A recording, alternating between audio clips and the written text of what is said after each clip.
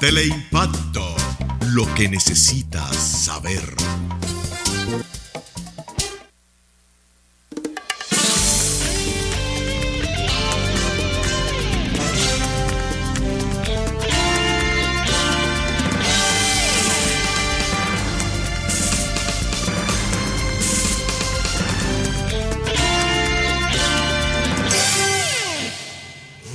Muy buenas tardes, amables televidentes. Bienvenido a esta cita crepuscular nocturna de al final de la tarde o comenzando la noche. Esta cita diaria en Teleimpacto. Bueno, voy a iniciar el programa saludando primero al doctor Marino Vinicio Castillo, quien anoche nos brindó una conferencia realmente magistral. De un maestro, como nosotros ya era muy previsible, habíamos dicho.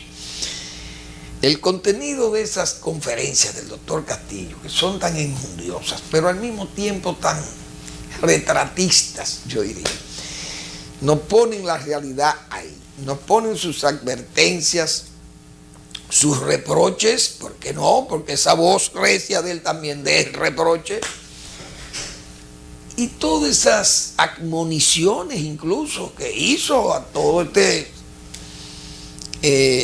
realmente andamiaje político, partidario, que se ha ido prácticamente al suelo, se han perdido esos andamios, se han derrumbado los andamios por lo menos morales en esos partidos. Y él señaló también con mucha intensidad esos casi, diríamos, 20 años de ejercicio del PLD, partiendo de la génesis de aquel pacto patriótico que dio origen al triunfo del PLD. Y cómo también vinieron los demás problemas, la falta de entendimiento de los liderazgos hacia lo interno de ese propio partido, las luchas intrapartidarias, tendenciadas o grupales o faccionales, que terminan en tribales, en fratrías, como le ha pasado al PRD, que uno sabe todos los avatares que ha tenido el PRD. La izquierda, no había que citarla, pero todo el mundo sabe que la izquierda aquí anduvo diversa y dispersa, y conversa al final. Pero, en el caso específico del PLD, el doctor Castillo también, nos dejó ver anoche en la conferencia las debilidades que ha tenido la última gestión del Partido de la Liberación Dominicana, es decir, la gestión del presidente Medina en el sentido de la debilidad institucional para hacerle frente al problema de la soberanía o del ataque a la soberanía, la indefensión en la que ha estado el país, que entiende el doctor Castillo que no ha habido la entereza, no ha habido diríamos, la fuerte convicción. Este gobierno le ha señalado que se ha dejado infiltrar y que la canalla mediática le abrió ese espacio y que ese espacio abierto ha dado pie a todas estas luchas al interior del PLD, que entonces luce la patria indefensa porque no tiene un mecanismo institucional que pueda dar la cara por la República como organización partidaria y con vocación de poder como es el PLD. Es decir, fue una charla muy interesante, una charla con buena asistencia, como son los trabajos pedagógicos del doctor Marino Vinicio Castillo, a quien felicito. Además, ese coraje cívico del doctor Castillo, esa fuerza de voluntad, esa voz responsable, fuerte. Y el doctor Castillo es uno de esas conciencias más alertas que tiene la República. Esa es la verdad. Cuando usted habla del doctor Marino Vinicio Castillo, habla del cardenal López Rodríguez, usted sabe que son voces, primero, que dejan el reproche, voces recias, pero al mismo tiempo de las conciencias más alertas, más ágiles, más despiertas y de la voz más alta, diríamos, entre la opinión pública, porque ya el doctor Castillo es un comunicador también, que tiene la República. Gente que yo he dicho muchas veces aquí, no convive ni anda, ni ni siquiera participa del forajido, ni del ruin, ni del salamero, y esa gente no son gente para el doctor Marino Vinicio Castillo compartir o andar juntos, como dicen, en luchas.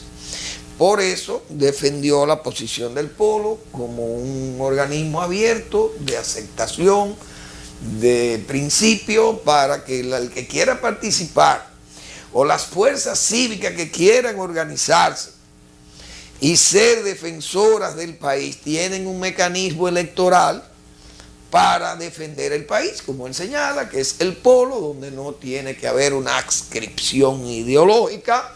Usted simple y llanamente tiene que ser una persona de conducta irreprochable, persona de formación adecuada, gente que no venga a dar, como dicen, a usar esto de trampolín, ni de garrocha para encaramarse en una posición del Estado. No, gente convencida de lo que es el deber de luchar por su país. De, como dice el doctor Castillo, por más vicisitudes a la patria no se le sobrevive. Entonces, él habló de que la Fuerza Nacional Progresista es el partido, la institución, desde luego, la institución que abre el espacio electoral, porque tiene su legalidad partidaria, jurídicamente tiene su espacio en una boleta electoral nacional, congresual y municipal.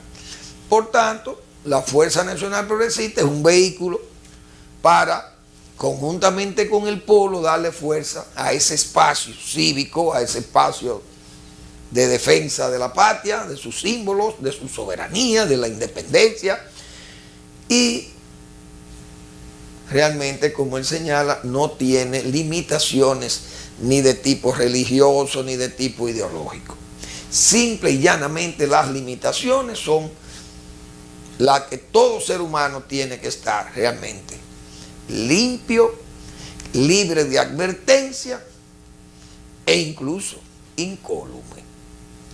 Así que felicitamos al doctor Castillo. Una entrevista que también me gustó y que debo también saludar fue una entrevista concedida por Ezequiel Molina al periódico El Caribe. Ezequiel Molina, que es el pastor evangélico cristiano de ese movimiento de fe, que es la Batalla de la Fe, ese ministerio de la fe o Batalla de la Fe, y él hizo unos buenos señalamientos, incluso compartiendo algo que yo había dicho aquí, porque vi como algunos quisieron, como algunos cristianos que hablaban como de formar organizaciones políticas para competir, y él dijo que eso no es conveniente, y es verdad. No conviene un partido religioso, porque no estamos en una democracia o en una teocracia ni nada de eso. Aquí estamos en una democracia donde tiene que haber libertad de culto, libertad de opinión, libertad de expresión, libertad de pensamiento, libertad de tránsito, libertad de elección y de ser elegido. Esa es una democracia. Entonces, un partido, él dice, la fe realmente se excede, llega al fanatismo, llega al fundamentalismo religioso, y entonces esa cosa afecta. Eso no quiere decir que también se elija una persona de fe conocida, diríamos, de cristiano, musulmán, lo que fuere, o ateo incluso, que no es tampoco, él dijo, que no eso no son, sino una gente que cree en Dios, porque usted, ¿cómo te va a ir a jurar ante una constitución y unos símbolos donde está la palabra Dios, la patria y la libertad que están por encima de todo? Entonces no puede llegar un ateo a la presidencia de la República, o hay que modificar todas estas cosas. Esa es la verdad. No podemos hacer como en Cataluña, que hay un señor allí que se ha escogido como presidente de esa región autónoma de España. Y el hombre ha jurado, pero jura por una constitución que no existe, una constitución falsa de Cataluña. Entonces no juró por la Constitución española, porque todavía Cataluña pertenece a España, pero el fundamentalismo soberanista o secesionista o independentista que se le ha metido a un grupo de catalanes ahí que se han alocado y quieren la ruptura de España, Entonces, eso no se puede, porque usted no puede romper las reglas, las normas de la Constitución por una realidad que usted entiende que esa realidad es su realidad y eso no debe ser. Entonces aquí yo creo que esas posiciones de Ezequiel Molina, que es muy coherente incluso con lo mismo que planteaba allí en el Parque Olímpico, sumamente coherente. Habló también del asunto este de los diríamos, de este sodomismo, de este lobby sodomita, de los LGTB, y él dice que esa gente son tolerantes, tolerables, y es verdad, lo mismo que ha planteado el Papa Francisco, pero una cosa es tolerar eso y otra cosa es usted querer aceptar o poner como válido cosas que van en contranatura. Y él lo explicó también bien claro en esa entrevista, que creo que es una entrevista muy buena, muy seria, muy coherente, y es lo que él dice. Yo no tengo que salir, si usted es homosexual o lesbiana, o transexual o bisexual, lo que es la sigla esta del LGTB, si usted es una cosa de esa, usted, bueno, usted lo es en su, diríamos, con sus propios sentimientos, usted carga su problema o su satisfacción, usted la carga, usted, como dicen, carga su palo y su vela. Bien, usted arrastra su palo y su vela y ya usted vive en esa condición del ser humano, una condición especial que usted tiene ahí, ok. Porque usted es un hijo de Dios, usted no es hijo de un elefante, una cosa de esa, usted es hijo de Dios. Ahora, es lo que dice Ezequiel. Yo no tengo que decir que a mí me gustan todas las mujeres y tengo que salir a vociferar por ahí, por toda la calle. A mí yo soy un hombre que me encanta la mujer. No, eso también se ve mal, eso está feo. Entonces, así como dice él, los homosexuales no pueden decir que esto es la panacea, que esto es lo mejor y que un matrimonio entre gays es excelente y que los niños deben imitarnos a nosotros porque nosotros somos gente que nos llevamos muy bien y hacemos el amor muy bien, muy cómodo y gozamos muchísimo. No, espérese. Eso no es así. Usted no puede salir a vociferar por ahí que usted es un prostituto, porque eso no es verdad que se lo va a soportar nadie. Entonces esta gente muchas veces se exceden y se pasan de contento, como decimos nosotros en muchas oportunidades. Pero es una buena entrevista y el que la pueda leer, que la lea en el Caribe, porque Ezequiel es un hombre que veo ahí que es muy coherente y es una persona con señalamientos muy claros. Que así que hay que hablar con claridad para que la gente lo entienda. Excelente. Bueno, lo que no están hablando claro son los fiscales. Siguen las pugnas, o no las pugnas, pero siguen las discrepancias. El Procurador General de la República, el señor Domínguez Brutus, bueno, resalta los avances contra la corrupción y la lucha. Bien. Sin embargo, la fiscal del distrito dice que todo en vano, que no se puede luchar, porque aquí los políticos tienen demasiada fuerza. Entonces ustedes lo que son es unos irresponsables que están ahí buscando cheques. Porque si ustedes no pueden hacer el trabajo, entonces usted se va de ahí. Ahora usted tiene que ser responsable. Por eso es que si a usted lo ponen a cuidar una puerta, usted tiene que cuidar esa puerta. Si a usted lo ponen a cuidar la frontera, usted tiene que cuidar la frontera. Si a usted lo ponen a cuidar la justicia, y usted tiene que cuidar su justicia. Pero usted no puede venir a alegarle ahora. Esta señora quiere venir ahora a lavarse y decir, yo no he podido hacer mi trabajo, pero usted tiene 7 años, 8 años, qué sé yo, cuánto que esa dama tiene ahí.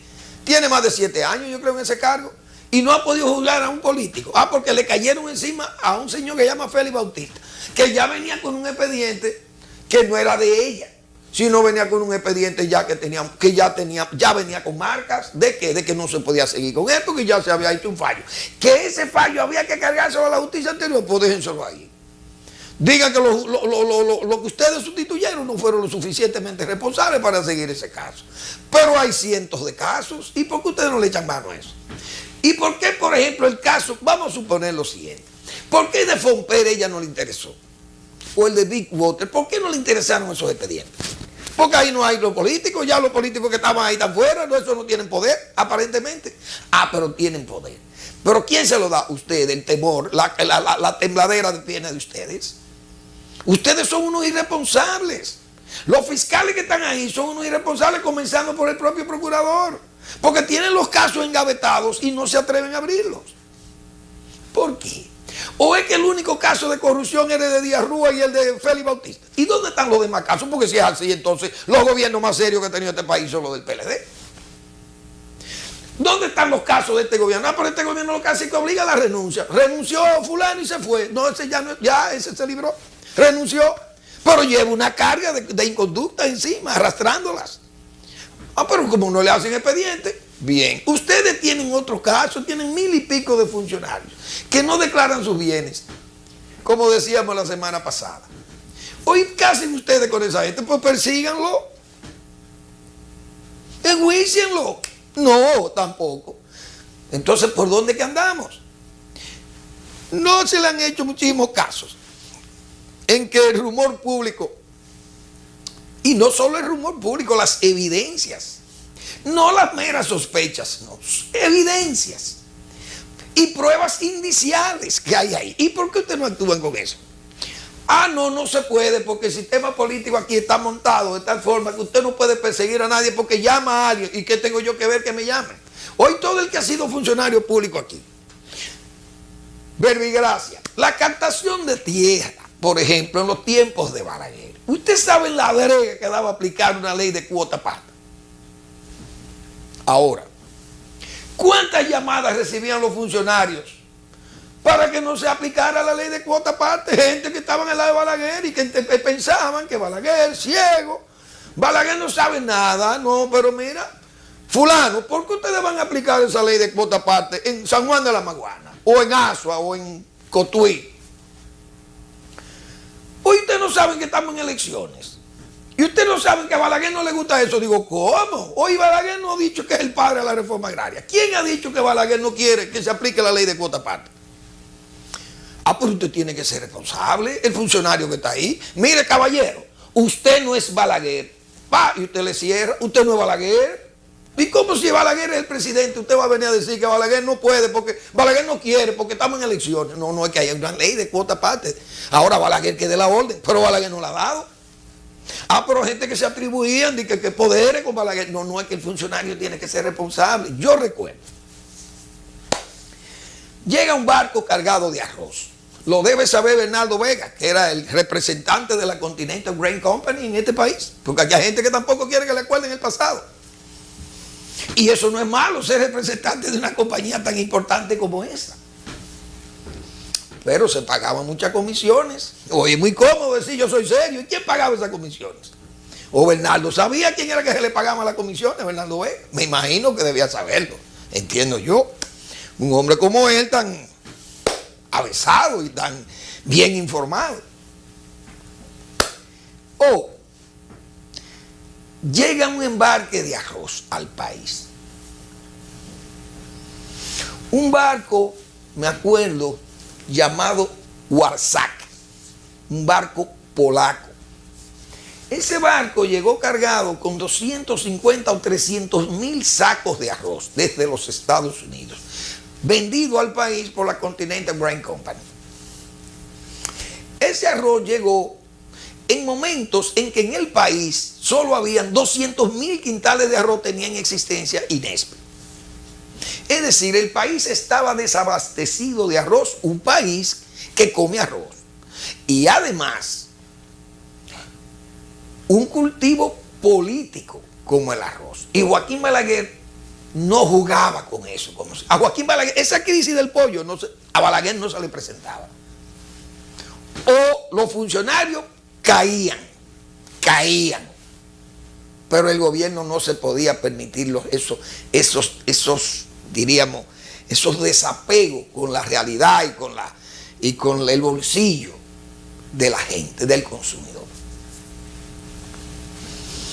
Ese barco, señores,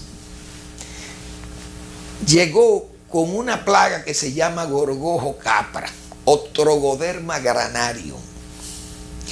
Una de las plagas más terribles que tiene la agricultura, principalmente los granos almacenados. Ese insecto tiene unas mandíbulas tan fuertes que es capaz de comerse la madera. Ustedes oyen eso, la madera es capaz de comérsela, el Trogoderma granarius o gorgojo capra, capra con K. ese barco llegó con esa plaga. Los técnicos de agricultura determinaron que esa plaga estaba presente en ese embarque.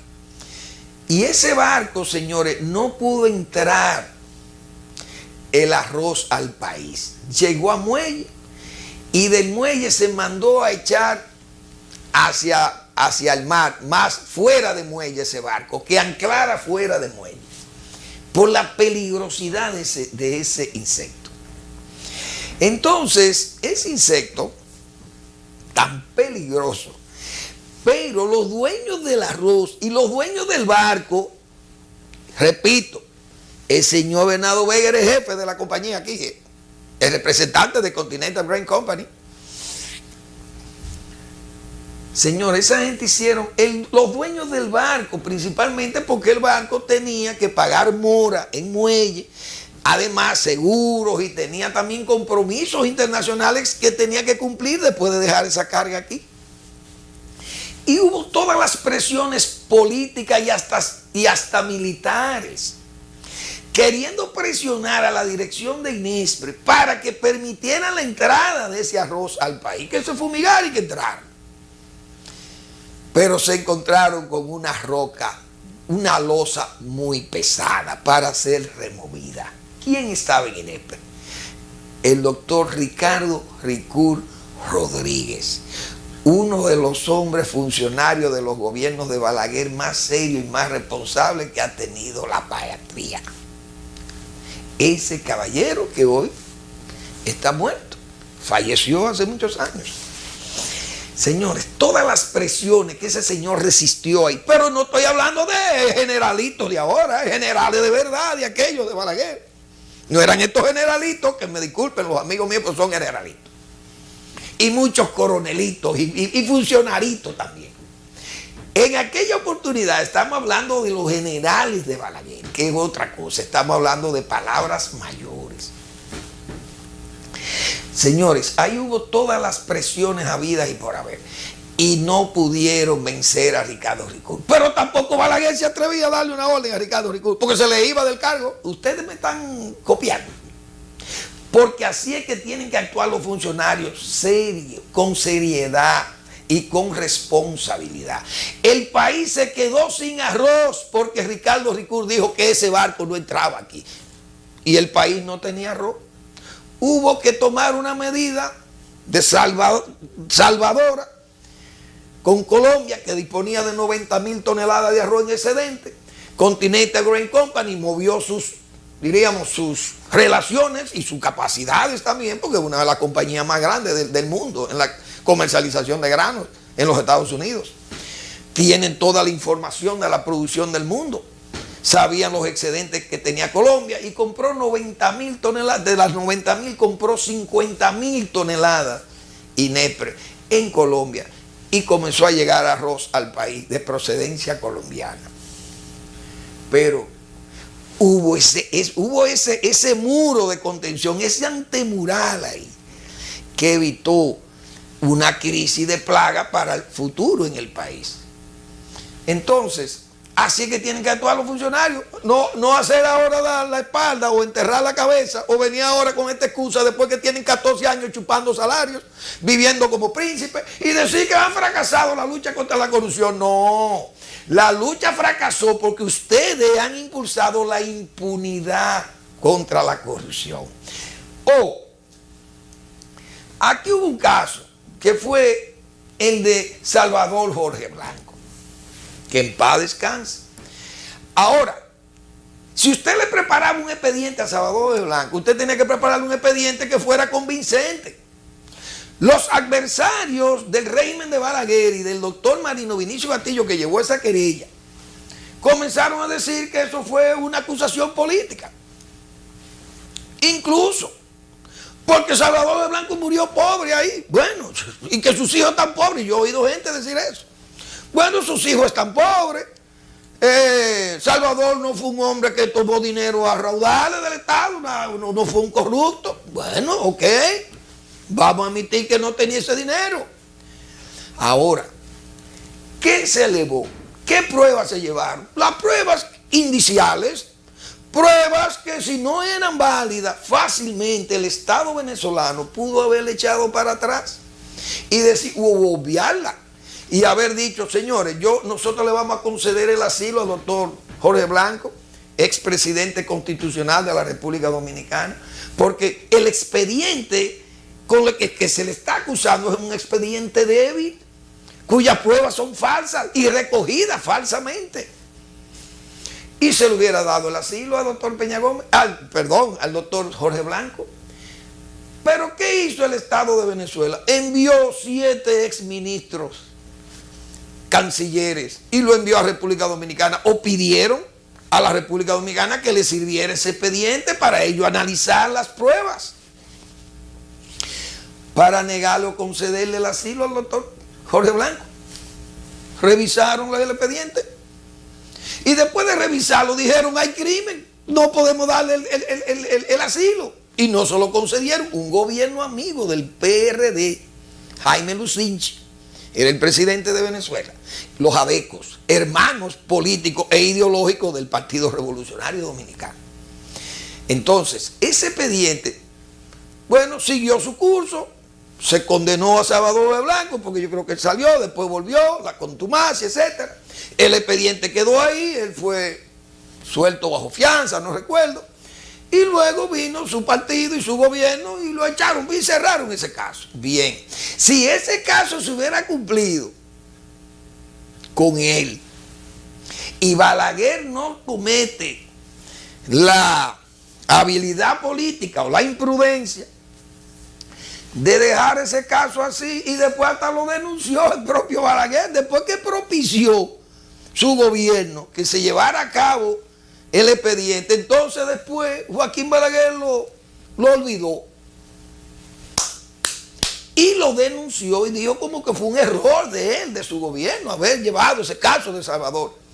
Pero el doctor sabía que en su régimen se iban a cometer muchísimos actos dolosos, como al final terminó haciéndose muchísimos actos dolosos. ¿Cuál es el mensaje de esto? Que como se cayó ese expediente, señores, de Salvador Jorge Blanco, así vino una reacción en cadena. Pasó el gobierno de Balaguer de los 10 años y no se juzgó a nadie. ¿Por qué? Bueno, porque comenzó la impunidad a rodar también. Llegó el PLD, producto de un acuerdo con el Partido Reformista, y el PLD se guardó ese expediente. No quiso abrir expedientes, algunos expedientes abrió mal manejados, incluso mal llevados. De tal forma que se llevaron tan mal que entonces disgustaron a Balaguer. Esa es la verdad. No se pudo llevar una lucha realmente seria contra la corrupción. Se impuso la impunidad. Viene entonces el gobierno de Hipólito Mejía y cometen tantas barbaridades que el gobierno terminó en forma apestosa. ¿O no lo recordamos? ¿O no recordamos todos los tollos que hubo allí? El desorden, el manicomio administrativo que hubo allí.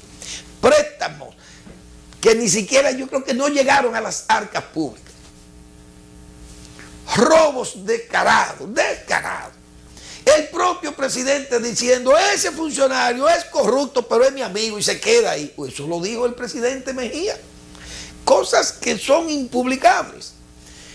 Y para colmo, se determinó que había 35 auditorías que respondían realmente o fielmente a lo que siempre se rumoreaba, de que había dolo y habían pruebas fehacientísimas para atacar judicialmente a los exfuncionarios.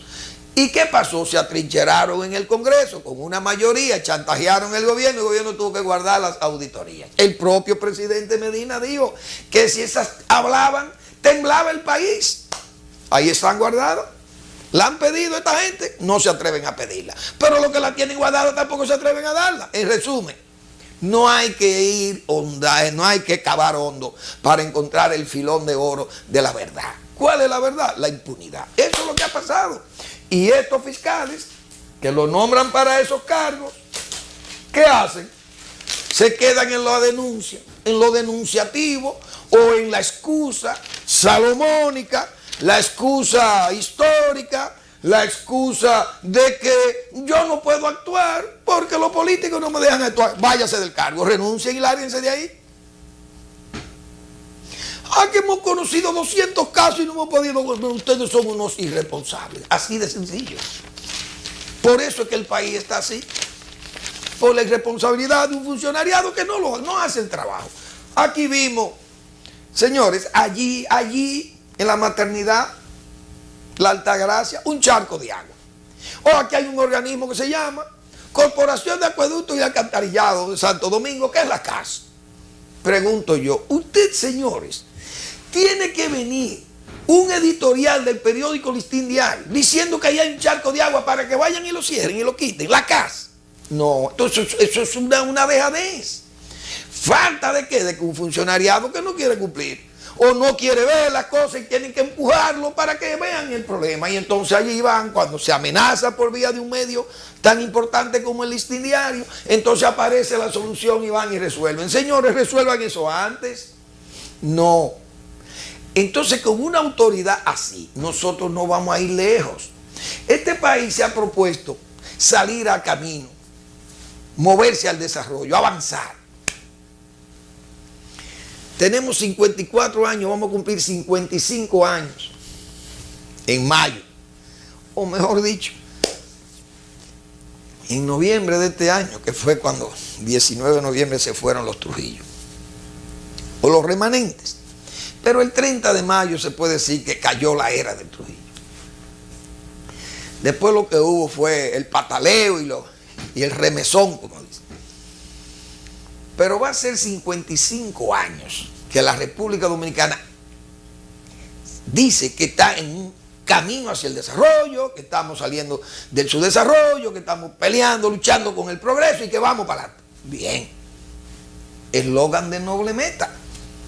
Es para adelante que vamos. Bien, siempre se va para adelante porque uno no se puede quedar atrás. Hasta la vida misma, los organismos no vamos para adelante con la edad, con lo que fuera y con la tumba también. Ahora, señores, es una vergüenza que 55 años después, o mejor dicho, 55 años antes, usted pasaba por la calle El Conde y usted no veía, me van a decir, pero que la capital era una cosita así. Sí, es verdad. Pero el presupuesto era una cosita así también para atender la capital.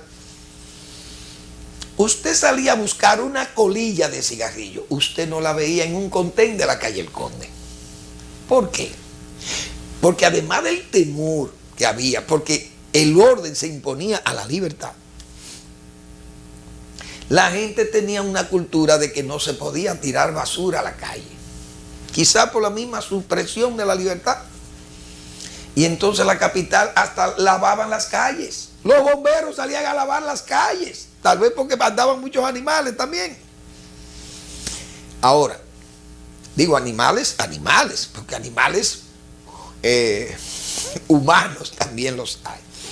Pero animales, muchas carretas y coches y cosas de eso tirados por caballos. Y entonces todavía el caballo incluso era una montura de las zonas rurales o suburbana de Santo Domingo, y la gente venía en sus animales a la ciudad y se arrimaba a la ciudad en esos animales. Bueno, y ustedes saben lo que son los animales en la calle. No tienen la disciplina que tenemos los humanos. Pero bien, la capital estaba limpia. El dominicano como que perdió el freno y dijo, vamos a ensuciar a toda la calle del país y todas las ciudades las vamos a llenar de basura, de maldad. Porque eso es lo que vemos. Aquí hay gente que protesta que le recojan la basura vaciando la basura a la calle. ¿Ustedes habían visto algo más absurdo? Una absurdidad como esta aquí en República Dominicana. Bueno, señores, pues 55 años después tiene que venir un experto dominicano, Marcos Espinal, un experto que trabaja para la Organización Panamericana de la Salud, a decirnos, señores, miren, ustedes tienen un país, yo les voy a agregar esto, un país que está orientado hacia el desarrollo por vía del turismo. El turismo es sumamente exigente. ¿Con qué? Con la limpieza, la organización vial, las enfermedades, la eliminación de enfermedades de transmisión, por lo menos por esa cosa de mosquitos y transmisión sexual, etc. o por contagio público,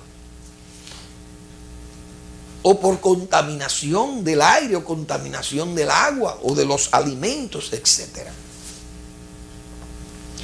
Ahora, que ese señor tenga que venir a decirnos a nosotros que hay que recoger la basura para nosotros estar libres de que venga un mosquito, vuele con el virus del dengue o de la chikungunya o de la zika y se le pegue a uno, le transmita la enfermedad a uno, con unas ciudades llenas de basura. ¿Por qué?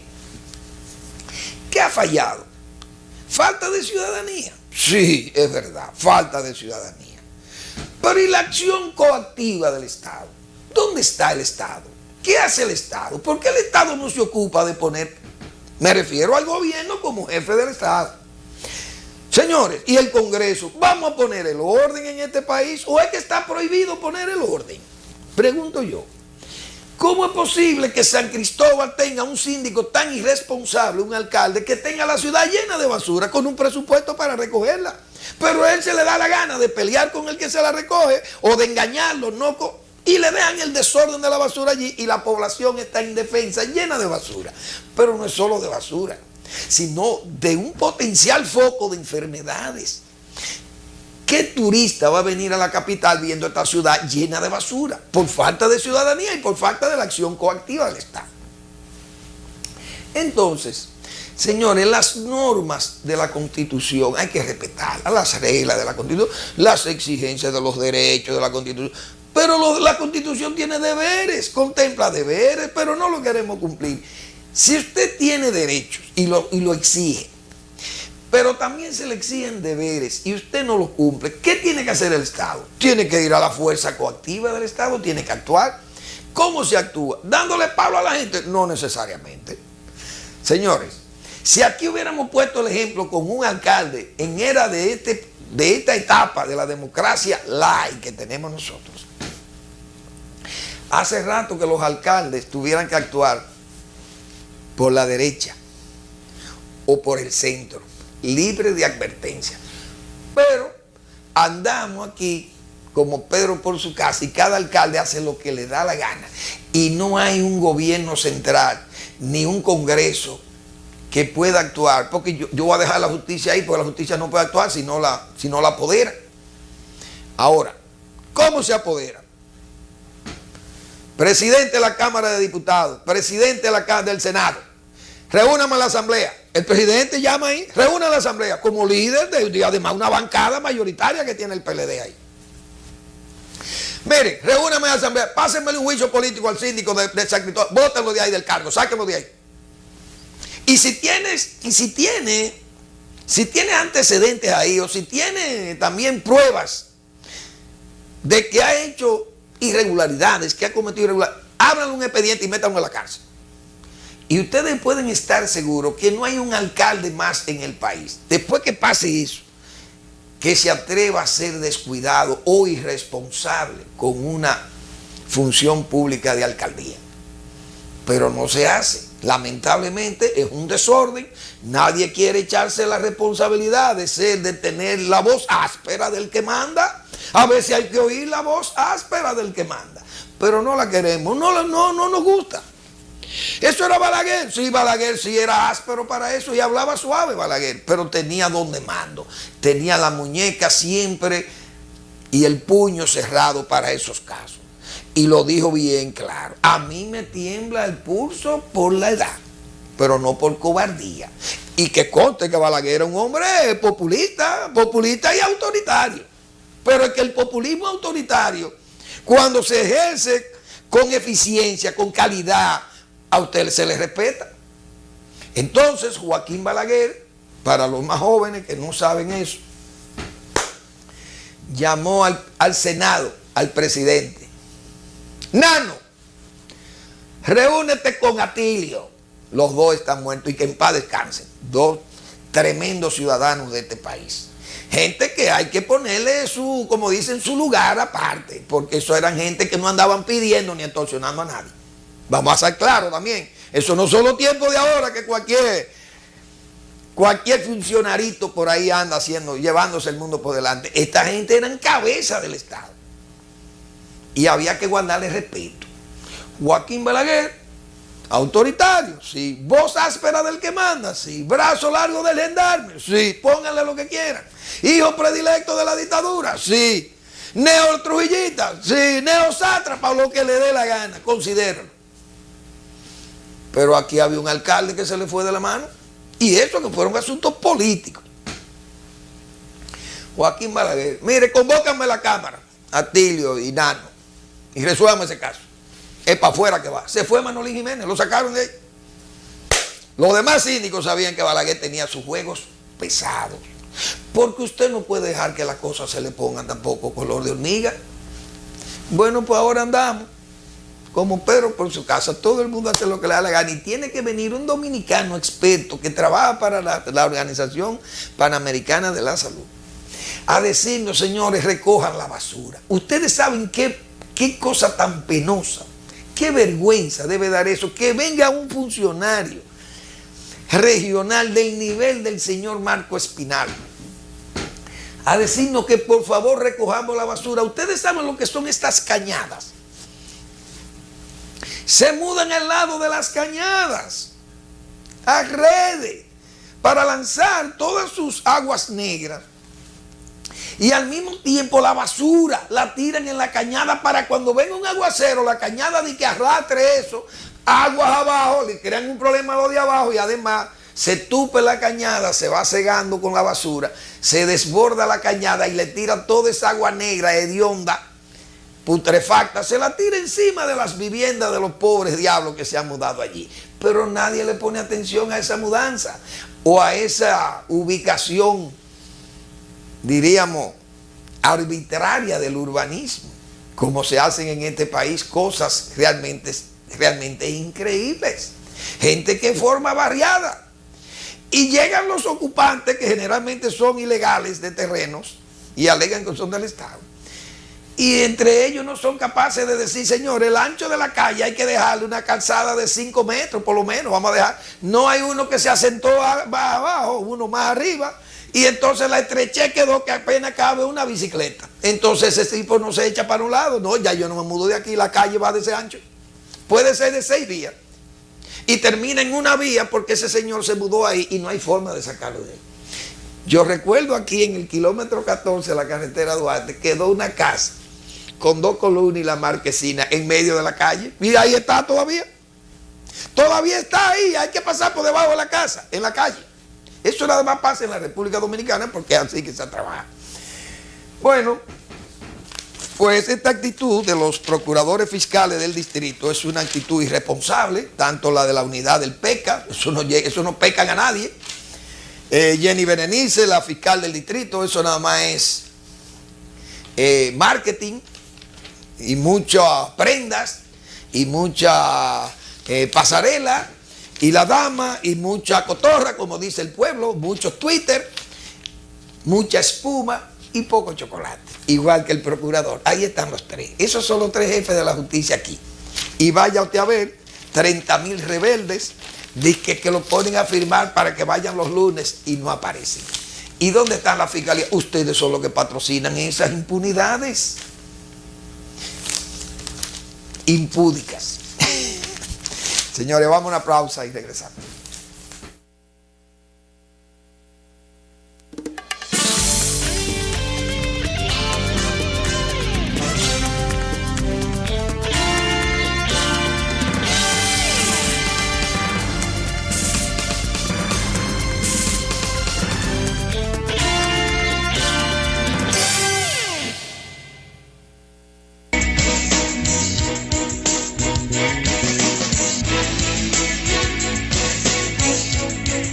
Se ha consolidado la ARS-SS con más de 200 agentes de afiliación, 40 oficinas abiertas a nivel nacional y más de 270,000 afiliados. Hemos instalado un moderno centro de comunicación en nuestra ARS-SS, con el servicio de autorizaciones médicas las 24 horas y con línea 1-200 gratis desde el interior del país. Así habla el próximo senador por el Distrito Nacional. Nos solo quieren haitianizar a la República Dominicana, quieren imponernos el matrimonio gay, quieren imponer el aborto y quieren imponer la educación sexual depravada en las escuelas. Parar esa ofensiva externa contra de nuestros valores cristianos de vida y familia será uno de los ejes fundamentales de nuestro compromiso. Vinicio Castillo, el senador de la patria.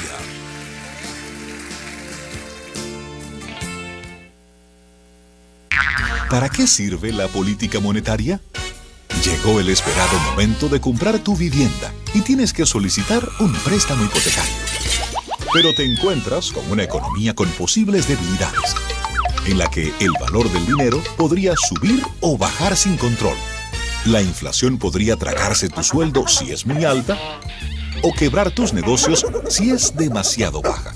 Y las tasas de interés podrían variar tan rápidamente que te daría temor tomar ese préstamo que necesitas. En fin, que no habría estabilidad ni confianza en la economía para que puedas realizar tus sueños. Para evitar esa situación, el Banco Central tiene la responsabilidad de hacer política monetaria, aumentando o disminuyendo la cantidad de dinero que circula en la economía para adecuarla a la demanda real, mantener la estabilidad de precios, garantizar el valor del dinero, controlar la inflación y cuidar que las tasas de interés se correspondan con la dinámica del mercado. Porque en una economía estable y confiable, puedes convertir tus sueños de hoy en tus logros del mañana. Campaña de Educación Económica y Financiera del Banco Central de la República Dominicana. Por la estabilidad y el crecimiento.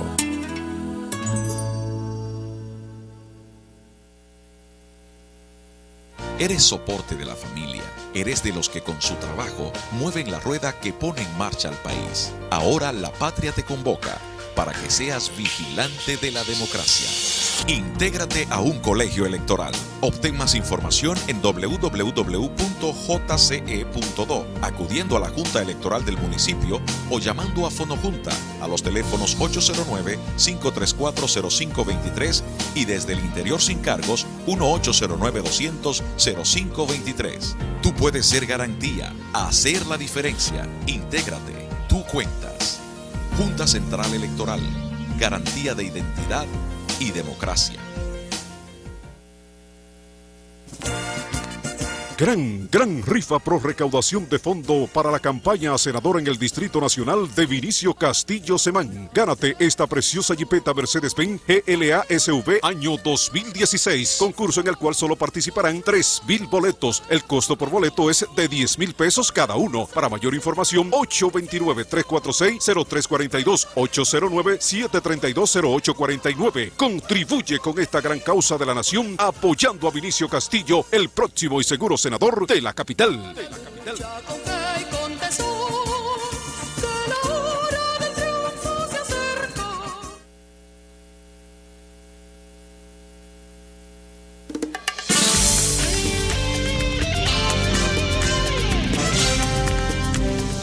Bueno, señores, ya el programa entra en la recta final, apenas unos minutitos nos quedan, pero voy a aprovechar para felicitar a la pasteurizadora Rica. 50 años abrazado al campo. Me voy a permitir ponerle ese eslogan. Y está muy bien. Una empresa como Pasteurizadora Rica, dirigida por el doctor Julio Brache, que es su dueño, su propietario, su familia, Víctor Julio Virgilio y todos esos muchachos son excelentes y han hecho un trabajo en este país realmente importante. No solamente por la Pasteurizadora Rica en los lácteos, también en los jugos, los quesos, todos los lácteos, y con los jugos principalmente, con sus plantaciones de cítricos que han estado también a la vanguardia.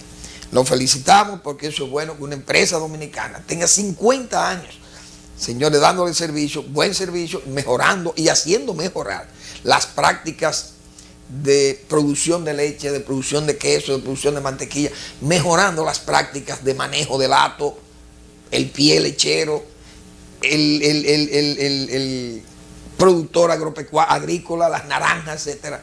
Yo creo que eso tiene mucho mérito y lo felicito. Por otro lado, señores, hay una paráfrasis a una sentencia bíblica. Por las ramas se conoce el árbol. Es decir, por los frutos lo conoceréis. Hay cosas que no por previsible uno sabe que van a pasar, porque son previsibles que vayan a pasar, pero pasan y a uno le da pena. Hoy vimos en el titular de Nacional que la CDE, el manicomio CDE, que hemos dicho aquí, no ahora, hace 2 años que venimos diciendo que eso es un manicomio, cae de bruces diciendo que las plantas de Catalina están cerradas, que han tenido que pararlas porque no hay recursos para eso. Entonces las cosas cuando se hacen así, a la cañona, el juidero, como decía, o además, la mediocridad se nutre de la rapidez. Nos decía el extinto Jimmy Viñas Román, ahí está, parada, terrenos arrendados a los bichini, no se sabe cuál es el destino de esta planta, porque ¿dónde va a aparecer dinero? Ya el presidente ponía la queja en la Cámara Americana de Comercio, pidiendo auxilio, tirándole, como dicen los salvavidas, a ver quién viene y a rescatar estas plantas del sector privado, unámonos. Bueno, entonces ahí está el fracaso, lamentable, pero advertido, no le hacen caso a nadie. Se llevaron de la buena, el impulso mediático y el marketing, y ahora ¿van a estar corregidas las deficiencias? No.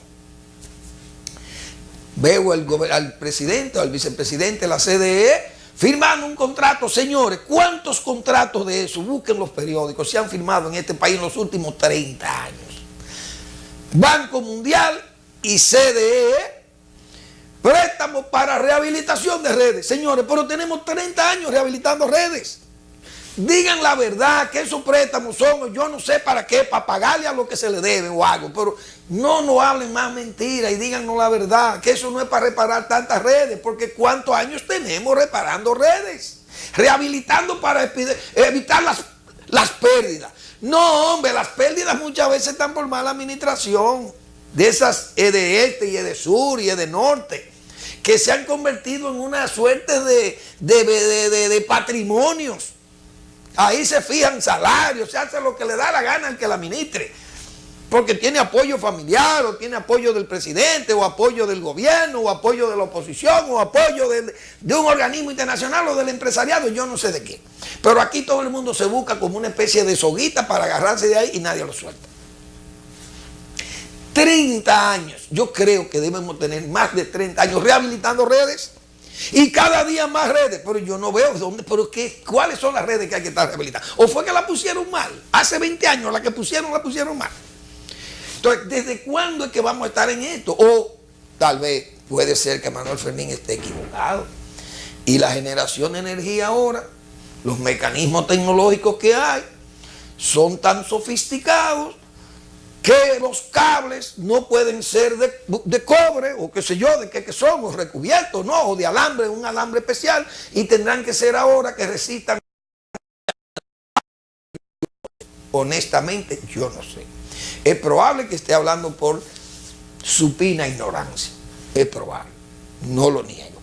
Pero me choca que tengamos tantos años firmando esos mismos acuerdos. ¿Para qué? Para justificar préstamos. Eso es todo. Entonces sigue CDE patinando, un manejo administrativo pésimo, pero nadie dice nada, o por lo menos mucha gente dice algo. O lo decimos sin sustancia o sin pruebas, y como no se presentan pruebas, pues no se hace nada. Pero después que se van, viene el desorden y el caos y las denuncias, y aparecen las pruebas. Entonces después dicen que viene el sofisma como escudo de la persecución política. Señores, gracias por preferirnos. Nos vemos el lunes en otra entrega de Al Final de la Tarde, o comenzando la noche, en esta sesión crepuscular nocturna de Teleimpacto. Les invito a que vean la respuesta con el doctor Marino Vinicio Castillo, que como siempre, y subrayo como siempre, son pedagógicas, como dije de su conferencia de anoche en la sala Juan Bosch de la Biblioteca Nacional Pedro Enrique Sureña de Santo Domingo. Muy buenas noches, excelente fin de semana y hasta el lunes.